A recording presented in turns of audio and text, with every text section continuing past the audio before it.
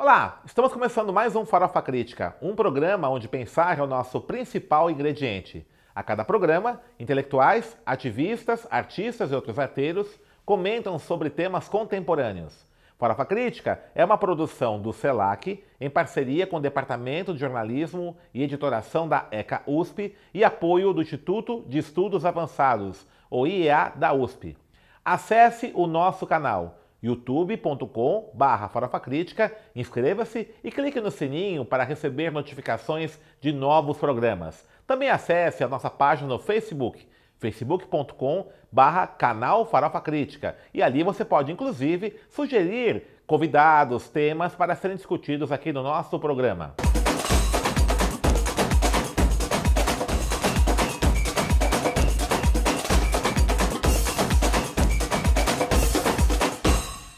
E hoje o Farofa Crítica recebe João Alves Pacheco, professor do Instituto Federal de São Paulo, doutor em Educação pela PUC, que recentemente lançou um livro sobre o financiamento em educação superior. João, obrigado por ter aceito nosso convite, né? Fala um pouquinho aí do seu livro, né? Mostra o livro aí pra gente aí, Políticas de Acesso, como é que é? Acesso... Políticas de acesso à educação superior no Brasil. Contradições da expansão nos governos Lula, Denis. É sua tese, doutorado? Foi minha tese. Uhum. Que eu defendi em 2014 e aí a partir dela a gente elaborei esse livro, claro que a tese não dá para a gente, tem que fazer uma adaptação e eu acho que é uma temática importante que diz respeito a uma política de acesso que foi assim bastante, na verdade foi a principal política de massificação de acesso à educação superior que começou no governo Lula, com o Fernando Haddad, quando era ministro da Educação, e essa tese, esse processo, né, que era de um exame, que era basicamente um exame, uma avaliação bastante restrita, né, do ensino médio, ele transformou, né, essa avaliação transformou no principal processo de massificação, que é hoje o processo feito pelo Enem e Sisu. Então essa é seria o objeto, né, pelo qual eu iniciei o trabalho de pesquisa, mas na verdade isso acabou depois se transformando mais também no estudo da própria educação superior no Brasil. Então, e o que você conseguiu, o que você discutiu aí nesse tema, né, sobre a educação superior? Qual foi o tema central que você na realidade essa janela que acabou abrindo, né, essa possibilidade de você estudar o Enem, como esse processo de massificação, me deu a oportunidade de entender melhor como é que se constituiu a educação superior no Brasil, porque ela é muito, que eu diria para você, bastante... Ela é recente, né? E peculiar, né? Quando você vai olhar para o resto do mundo, né? Quando a gente começa a ver como esses sistemas de educação superior se estruturaram no mundo, você começa a perceber que o Brasil tem aspectos muito singulares. Quais são eles, assim? Quais são os aspectos? Primeiro, um que é bastante conhecido. Hoje, ainda 75% da educação superior no Brasil é fornecido, né, provido por instituições particulares que têm objetivo de lucro. Isso aí é uma coisa absolutamente, tipicamente, a jabuticaba. É como se fosse... É verdade, porque o fato é que no resto do mundo, a educação superior sempre foi uma iniciativa do Estado, uma iniciativa... Mesmo nos Estados Unidos? Mesmo nos Estados Unidos. Os Estados Unidos é bem interessante, porque atualmente até eu estou estudando um pouquinho melhor como é a educação superior nos Estados Unidos, e você percebe que lá ela ainda é garantida de forma significativa, bastante significativa pelo Estado, financiada pelo Estado, e assim... totalmente diferente da educação superior no Brasil, que teve um outro tipo de approach. Principalmente ela começou a se expandir a partir dos governos do governo militar, que tinha essa necessidade, já que tinha projetos de ter um Brasil grande, uma coisa desse tipo. Então, ela começa a ter uma expansão, mas essa expansão foi interessante, porque ela foi uma expansão, na realidade não são as pesquisas que eu fiz, né?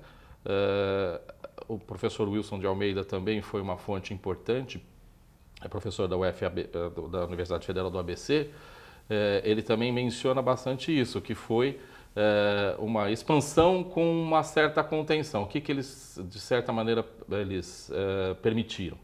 Que houvesse uma expansão, do ponto de vista da iniciativa privada, e do ponto de vista do Estado, eles escolheram alguns nichos para investir. E houve investimento nesses nichos em determinados que eram do interesse da época do governo militar, né? Então, no que diz respeito a pesquisas na área de agricultura, de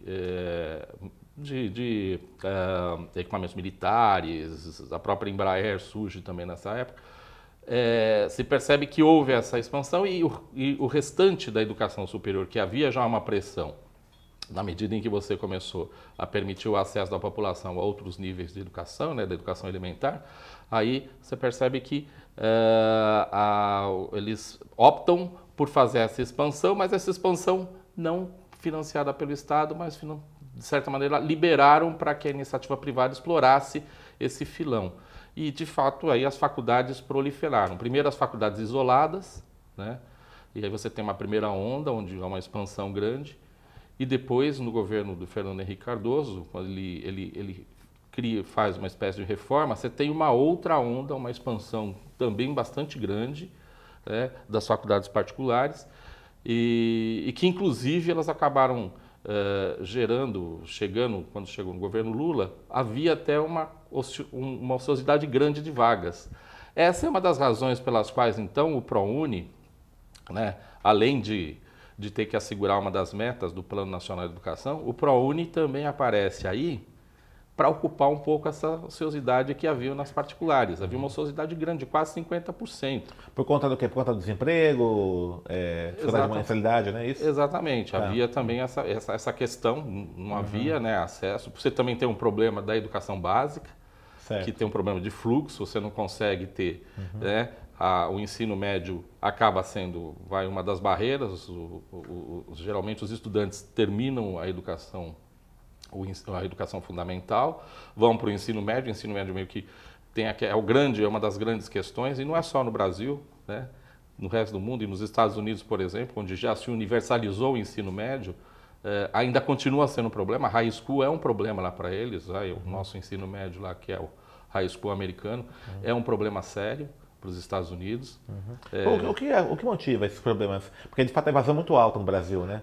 Ela chega a 50% em alguns casos, né? Do segundo ano do ensino médio. O ensino médio, ele continua tendo várias reformas já foram feitas, nenhuma delas surtiu um efeito positivo de você assegurar que não ocorra essa evasão, mas principalmente, Denis, eu acho que também tem a ver um pouco com a necessidade de que esses estudantes tenham que já ir para o trabalho, para o mercado de trabalho, para poder sustentar a família, se autossustentar. Então, o que acaba acontecendo muitas vezes é que também tem uma circunstância, né, social aí que acaba provocando essa evasão, né?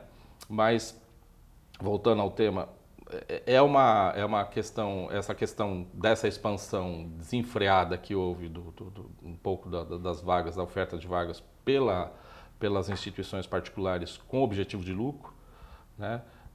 Acabou, de certa maneira, criando uma outra questão, que você agora, boa parte dessas instituições, elas dependem fundamentalmente, as grandes instituições, de financiamento por parte do Estado, por parte de bolsas, como o FIES, e das isenções que foram, né, foram autorizadas pelo ProUni. E isso também eu discuto um pouco no livro. ProUni, não o financiamento do FIES eu não faço uma discussão, mas faço uma discussão um pouco sobre o ProUni. Né? Uma visão assim, de que ali foi o tipo da questão. Quando que o ProUni tem começa a funcionar fortemente em 2007, quando no governo Lula se percebe que estava muito longe de você alcançar os objetivos do Plano Nacional da Educação, que tinha sido aprovado lá em 2001. Então você tem essa questão. E aí você tem essa dificuldade, você tem que fazer alguma coisa. O que se propõe? Vamos fazer o seguinte, a gente não vai conseguir garantir vagas nas instituições públicas porque não havia tido expansão nenhuma. O governo Fernando Henrique Cardoso não criou uma vaga em instituições públicas federais, sejam lá quais forem. Então, qual que era... Aliás, antes do governo Lula ter expandido, a última universidade federal criada foi no governo Figueiredo, né? Sim. Foi em 79, sim. Né? Não. Ficou um bom tempo esse Sarney. Sem ninguém criar vagas, criar vagas nas instituições federais principalmente, né? E aí, a partir daí, se percebendo que você não ia conseguir, você teve uma edição de um plano de desenvolvimento da educação, que esse plano de desenvolvimento da educação, ele procura o quê? Vamos tentar resolver esse problema, e o ProUni vem no bojo dessa solução. Tá. Né? O ProUni e também o FIES também começa também a ser transformado num grande plano de financiamento educativo, com uma dimensão. O FIES já existia há muito tempo, na época do governo militar, inclusive. É o crédito educativo, né? É o crédito educativo. Uhum. Então, mas o FIES aí amplia muito, aumenta muito também o percentual que é financiado, chegando até a 100%, né? Que não era assim anteriormente. Então, o que se acaba percebendo é que essa expansão também do mercado das universidades, das faculdades, etc., que acabaram até desembocando na existência de grupos empresariais no Brasil que são os maiores do mundo, né? Como o próprio Croton, são grupos... São multinacionais, inclusive, né? Sim. Americanos, né? A Lawrence, né? Sim, sim. Aqui, né? Mas para você ter uma ideia, nos Estados Unidos eles não têm nem de perto a relevância que eles têm aqui. É que não pode, a regulamentação... Isso que é interessante, assim, porque nós tivemos aí no governo do FHC, né, com o Paulo Renato, um processo de desregulação dessas instituições particulares, né? Porque antes, por exemplo, tinha regras até um pouco mais rígidas. Sim. Por exemplo, os certificados emitidos por essas instituições obrigatoriamente deveriam ser reconhecidos numa universidade pública. Sim. Tá? Então a USP, por exemplo, reconhecia o diploma tal, né, dessas universidades particulares.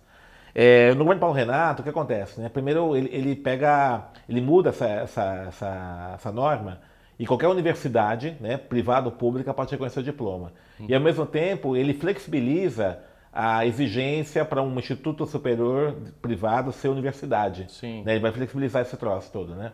É a criação dos centros universitários. Universidades aí é para as universidades, acaba sendo muito mais fácil criar universidades do simples. que, né? A exigência era muito maior, tem pós-graduação, né? E aí, então o que acontece? Esses grandes grupos acabam, né, reconhecendo seus próprios certificados, não tem uma fiscalização, né? Você fica... E o governo Lula não atuou sobre isso, né? Isso é interessante, ele expandiu, mas esse processo, a atuação dele foi muito tímida, né, em relação a esses grupos. Né? Então, é bem interessante o que você falou, Denis, porque aí dá gancho até, é um outro assunto que eu trato no livro, que é sobre o Estado avaliador. Certo. Qual que é a estratégia? Né? Uma estratégia que vários governos neoliberais, e não foi diferente nos governos do PT, dos governos Lula, e da Dilma também, né? Na medida em que você não consegue estabelecer um sistema nacional de educação, o que você faz? Você começa, por meio da avaliação, você começa a regular o sistema. Tá. Então, a criação de avaliações nacionais, tipo SAEB e mesmo algumas estaduais, essas avaliações... né? Exato. O antigo Provão, que é o ENAD hoje. Exato, hoje o ENAD. Todas essas avaliações, elas procuram, de certa maneira, estabelecer uma regulação nesse mercado. É uma regulação de mercado. Sim. Na medida em que você vai começar a falar, olha, você tem que estabelecer um padrão de qualidade, né? Então, para fazer isso, nós vamos estabelecer avaliações para isso, avaliações nacionais. E isso é implementado durante os governos do Fernando Henrique Cardoso. Mas é uma avaliação feita sobre o aluno, né? Porque você tem a avaliação Sinais, por exemplo, que é o Sistema Nacional de Avaliação de Educação Superior, é uma avaliação feita a partir do MEC das condições da instituição. Né? Sim. E eu acompanhei esse processo. No começo do governo Lula, quando o Gustavo Buarque era ministro, você tinha regras muito mais rígidas de avaliação. Né? Por exemplo, para você abrir um curso superior, era obrigatório ter um núcleo docente estruturante. Tinha que ter uma série de questões ali, né? Um percentual de professores com doutorado, tempo integral, etc.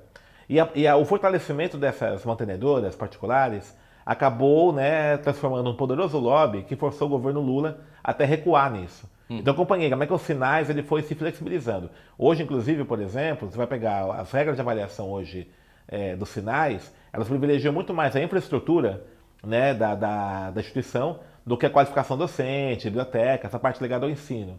Como é que você enxerga isso, né?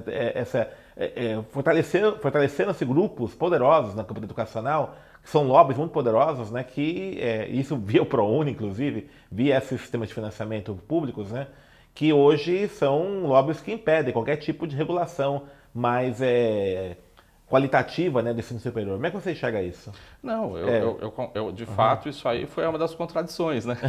Essa é uma contradição. Expandiu, mas por outro lado, fortalecendo esses grupos. Exatamente, né? Você expande com aquilo que você tem, Uhum. que era realmente a infraestrutura existente. Uhum.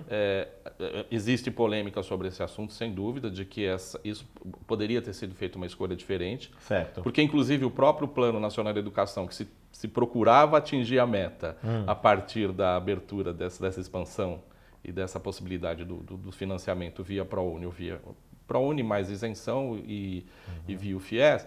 No entanto, ele também não foi alcançado essa meta no Plano Nacional de Educação que se concluiu em 2010. Ele não foi alcançado, você chegou muito longe.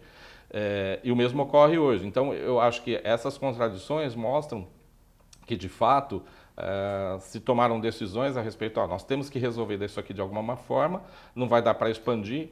Tentou-se uma expansão da rede pública, né? Da rede pública com aquela expansão que foi feita por meio do REUNI, né? O REUNI, que foi aquele programa de expansão das universidades públicas, também ocorreu no governo PT, e houve uma expansão significativa, não há a menor dúvida. Uma das metas que existe no Plano Nacional da Educação, que é a de expandir, se chegar em 50... O Brasil hoje, população na idade correta, né, que é 18 a 24 anos, na educação superior, o objetivo era que se chegasse a 50% de matrículas. Isso não quer dizer que você vai ter essa população vai estar na universidade durante todo o período, mas esse era um objetivo de você pelo menos ter essas matrículas chegando em 50%. O último dado que eu tenho lá do observatório do PNE, né, do Plano Nacional de Educação, mostra que a gente hoje, ele termina em 2024, a gente está por volta de 33% desse indicador, que não é um indicador tão... Porque, na verdade, você está falando em matrícula, você não quer dizer que essa população esteja terminando ou esteja cumprindo. 50% a meta e estamos em 33% hoje. 33% hoje. Os dados que eu peguei do observatório mostram isso. Tá. Né? Para a gente ter uma ideia, nos Estados Unidos essa população já é 50% num país de dimensões que aí são comparáveis conosco. Tá. Né? E lá a população Mas mesmo acho que a Argentina é maior, né? A Argentina é 40%. Tá. Uhum. Então a Argentina já tem uma população e a nossa é 21%.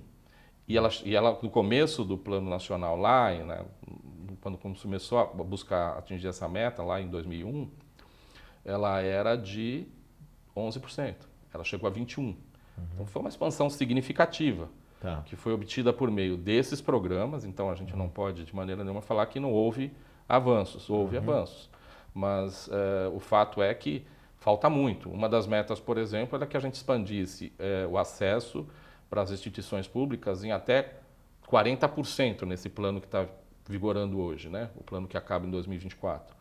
A gente está muito longe disso. A gente está com 7%, alguma coisa dessa ordem. Quer dizer, essa meta não vai ser atingida porque não houve. É 40% do quê? Da população total? 40% dessas vagas deveriam ser instituições públicas. Ah, tá. Hoje é 7%. Hoje está em 7%, pouco mais de 7%, 7, alguma coisa. Muito menor. Deve ser piorar, né? Com esse governo que está destruindo as federais, ou cortando verbas, né? Não tem a menor dúvida. Não há, como professor de uma instituição federal, os orçamentos das instituições federais têm caído de forma assim significativa. A gente está com um orçamento, assim, houve uma expansão de vagas, oferta maior de vagas. Aqui no estado de São Paulo, né, o Instituto Federal ampliou muito a oferta de vagas, mas agora chegou no limite. Não tem mais porque não tem investimento. Então, se você não tem investimento, você não tem professor, espaço físico, né? Não tem espaço laboratório, físico, não tem mais como. Então, na realidade, basicamente, essa não vai ser alcançada. Como é que você vê esse programa Futurice aí do governo? Que o Entralbe lançou como forma de você resolver esse problema de falta de financiamento do ensino superior? Então, eles começaram, né, a fazer... Primeiro fizeram um balão de ensaio, né, soltaram uma proposta que era muito ruim. Teve uma grita geral, o pessoal rechaçou fortemente as instituições. Fizeram uma segunda, na verdade agora já é um projeto de lei, né, que está em avaliação pela Câmara, mas ela é basicamente uma tentativa de você transplantar o modelo que você tem nas instituições, principalmente nas instituições estadunidenses, para cá. Você tem é uma tentativa de você o quê? Criar dentro das instituições né, federais, que são as que estão sendo envolvidas nesse primeiro processo, de você criar um processo contínuo de financiamento privado de parte disso, de parte do orçamento dessas instituições, que hoje basicamente ele é público, ele é estatal, né? Então, até por dispositivo constitucional, quem é responsável por manter as instituições federais é a União.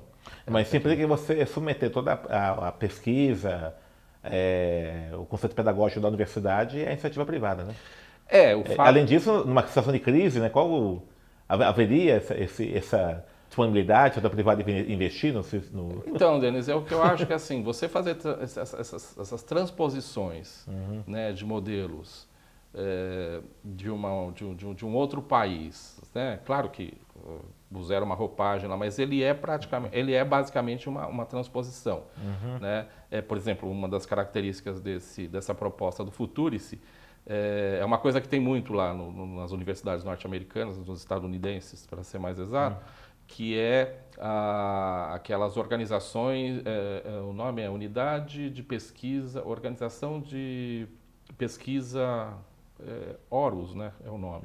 Tá. Que é mais ou menos um pouco parecido com o que a gente tem aqui, que está sendo fortalecido, que são as agências de inovação. Entendi. Então lá, elas nas universidades dos Estados Unidos, eles fortalecem muito esse organismo, que ele faz parte da universidade. Que gera startups, né, tudo isso, né? Exatamente, mas eles têm uma característica, uma autonomia muito grande, e ela tem crescido muito, né? Então, as grandes instituições lá têm essas... Então, aqui a gente começa a perceber que o movimento é muito parecido.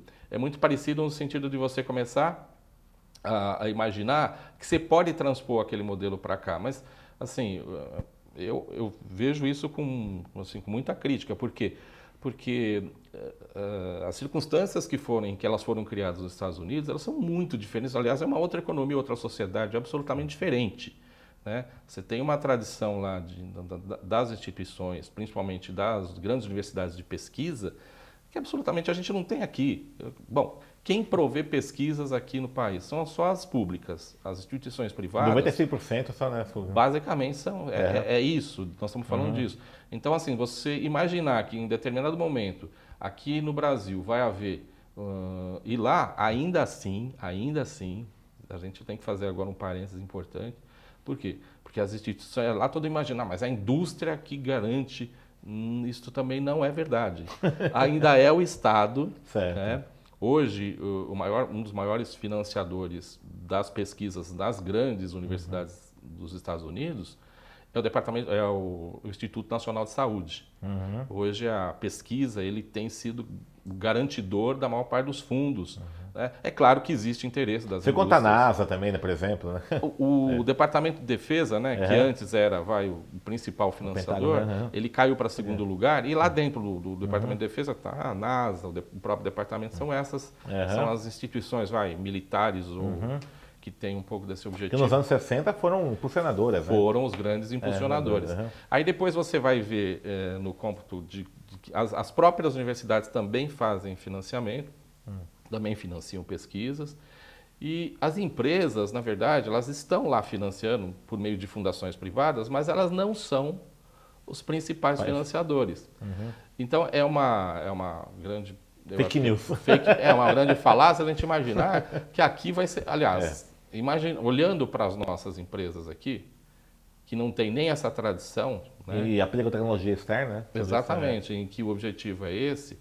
E as nossas instituições também, durante quase todo esse período de expansão e tudo mais, a expansão sempre houve na questão de você fornecer ensino. Certo. Pesquisa, como você próprio reconhece, não era uma coisa forte. Nunca nunca houve obrigatoriedade, por exemplo, dessas instituições privadas de garantir pesquisa. Não havia isso. E elas não têm interesse. E por isso, por quê? Primeiro, porque elas vão buscar garantir a sua margem de lucro. Então, desculpa, pesquisa tem risco. Tem risco. Você não sabe, é coisa de longo prazo. Então, a atividade de pesquisa, no mundo inteiro, ela ainda é garantida pelo Estado. Essa ideia de que em determinado momento, por conta de um programa que é bastante duvidoso do ponto de vista, inclusive, de você garantir, até para a manutenção desse programa, eles falam em fundos dos quais a gente sabe muito pouco, né, que não foram ainda criados, esses fundos. Então você vai apostar, vai entrar num contrato de gestão, né, que é o que se propõe no Futurice, a instituição faz um contrato de gestão com o Ministério da Educação, que vai ter uma série de metas, etc. E você não tem certeza de que você vai ter dinheiro para cumprir o que você está... Então, assim, pelo menos até onde eu li os documentos que foram... É o absurdo. Eu Todas de Bolsonaro. Eu acho muito difícil, Denis, qualquer gestor minimamente responsável... Topar um negócio desse. Topar um negócio desse. Falar, não, peraí, mas eu tenho que ter garantia. O Reúne, que foi um programa parecido no sentido de que nós vamos expandir, ele garantia, falando, você vai ter 20% a mais, né, não é o caso do seu agora. Orçamento para você fazer a expansão que você está propondo. Então você vai fazer. Agora, você não tem ideia do que seja. Então é uma coisa muito duvidosa. Então, João, nós estamos encerrando nosso programa já, né? O papo tá bom. Fala um pouquinho do seu livro, fala um merchan aí do bem. Né? Mostra aí para a câmera o seu livro, né? Do que se trata. Políticas, né? Vai aí. Fala um pouquinho dele. Vamos lá. O Políticas de Acesso à Educação Superior no Brasil, Contradições da Expansão nos Governos Lula, está falando justamente um pouco disso, do qual nós tratamos aqui. Exceto esses detalhes que agora eu estou até estudando um pouco mais sobre um pouquinho mais, as universidades americanas. Na realidade, ele discute um pouco o que foi isso, o que foi esse processo de expansão, como é que ele ocorreu. E no final eu faço uma pesquisa, principalmente a respeito do Enem, né, que tem essa relevância importante por ser esse grande vestibular nacional, que embora infelizmente desmoralizado também agora, mas eu faço a pesquisa de campo, acabo fazendo a pesquisa de campo na Unifesp, aqui em São Paulo, para entender um pouco se de fato qual era o perfil desses alunos que estavam entrando na universidade pública. E para comprar esse livro, onde? Pela site da editora? Como é que é? Então, essa editora é a editora Lutas Anticapital. Tá? Ela tem um site onde é possível comprar, adquirir esse livro, eles enviam. E então é isso. Então pelo site, editora Lutas Anticapital, né? Isso. Aí o livro está à venda, né? Tá quanto, sabe? Esse livro lá pelo site está saindo R$40. R$40, tá? Aí é só entrar lá e... Então tá aí. Políticas de acesso à educação superior no Brasil, né? Contradições, expansão dos governos Lula. Tá aqui, do João Alves Pacheco aqui, ó. Né? Editora Lutas Anticapital. R$40, aí dá para entender um pouquinho o que foi esse momento aí do governo Lula, né? Nas políticas de ensino superior. Então, João, obrigado aí. Valeu. É nóis. Valeu. Parabéns aí pela sua produção. E está convidado para outras vezes aqui falar talvez a pesquisa aí sobre as universidades norte-americanas. Tá certo, Denis. Obrigado. Valeu. Estamos encerrando mais um Farofa Crítica. Acesse nosso canal, youtube.com/farofacrítica, inscreva-se e clique no sininho para receber notificações. E uma frase para encerrar nosso programa. A educação não transforma o mundo, a educação transforma as pessoas. As pessoas é que transformam o mundo. Frase de Paulo Freire.